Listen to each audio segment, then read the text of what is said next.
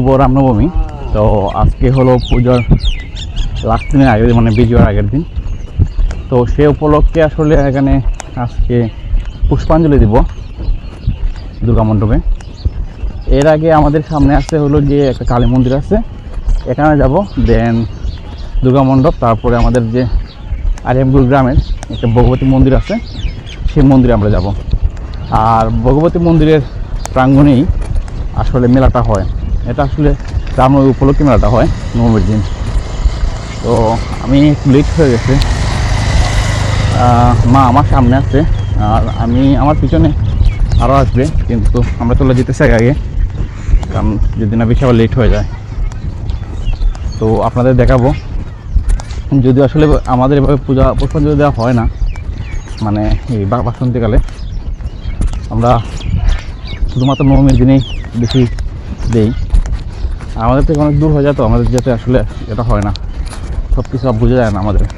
আজকে দেখেন মানে মাইকে এতটা শোনা যায় না, কিন্তু তাড়াহুড়ো করে আমরা যাচ্ছি, দেখি কী হয়। পাশে থাকুন আপনার আমাদের কালী মন্দির, যেটা রায়পুরে অবস্থিত, কিন্তু মা এখানে নেই, মা মনে হয় সামনে চলে গেছে।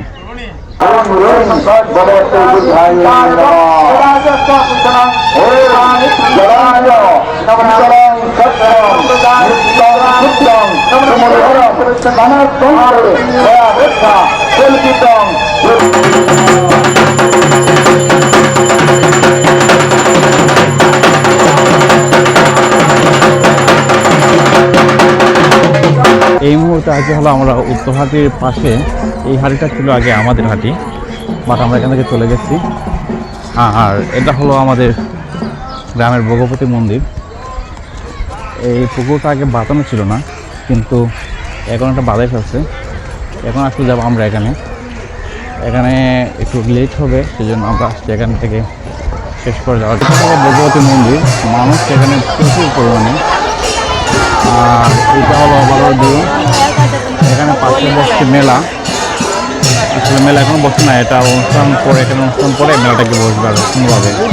তো মেলাটা আমরা অন্য একটা ভিডিওতে দেখাবো।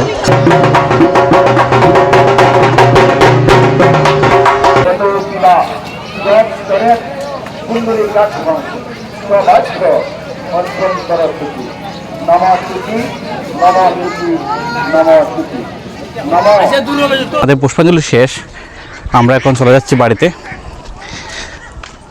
তো মেলায় দেখা হবে, ভালো থাকবেন সবাই। ভিডিওটি ভালো লাগলে লাইক কমেন্ট এবং শেয়ার দিবেন। ধন্যবাদ সবাইকে। আনছে দেখা যায়নি।